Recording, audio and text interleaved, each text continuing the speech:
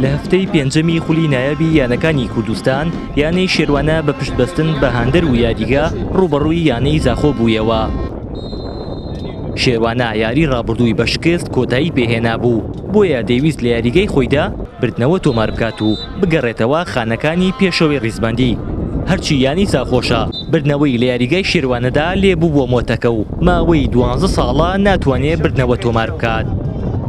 هەرچەندە بە درێژایی یاریەکە یانی شێروانە ئاستێکی باشی پێشکەش کرد و کۆنتڕۆڵی تۆپی لابوو، بەڵام لاوازی هێڵی پێشەوە جارێکی تر شێروانەی تووشی کێشە کردەوە و نەیان دەتوانی بەباشی تۆپەکان بگەێنە ناوچەی سزا و سوود لە هێرشەکان وەربگرن. یانی میوانیش چەند جارێک هێرشی مەترسیداری دەکردە سەرگۆڵی یانەی خانەخوێ،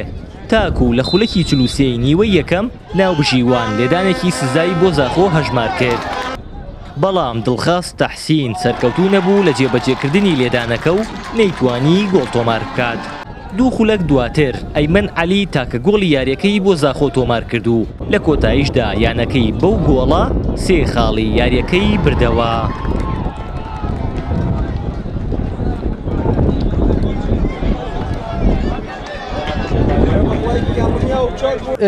راسي لعبة ما قال الزحمات بي ما ظني أقدم الزاخواتي ما ظني لعبة الزحمات بد بس هوري كور ياري زانا ماشي يعني فريقك بغيرات ما فريقك الشباب ما يتشكري يعني بنوت دقائق كيف واحد كرن بغيرات كرن اف نتيجه ما ظن ما عرض الشيروان داد بيجنا كان صار زاخود عرض الشيروان دا جينا بري ابا اول جار ام جايبين يعني في الشيروان مظن فريقك ما ظن كردستان اوجي بله بغيرات اخر زاخو ماشي ما بركب انجام قال باش ان شاء الله ياريت بيت ده تشدر بو تشدر بدن بس انت خبره بوبان لعبات اغلب لعبت مع شبابن لعبت بيت خدي حس كده تشدر بد براسي سبب دوران ما ما خطي يلي بيشهم انا زور اسقي زور خراب بيش كشكن لزورترين فرصتها ناتوان استغلالي بكين صراحه بتابع دياري امرو هر دوغي مقاد 90 دقيقه كامله ياري اما بو بلام لا هلاي وستاني دفاع كان توبيا كوتلاين او هجوم توبي برد جولي كرد يتر كامل ياريغا او همو فرصه هات استغلال ما نكرد هي بيشو مان خرابها بيا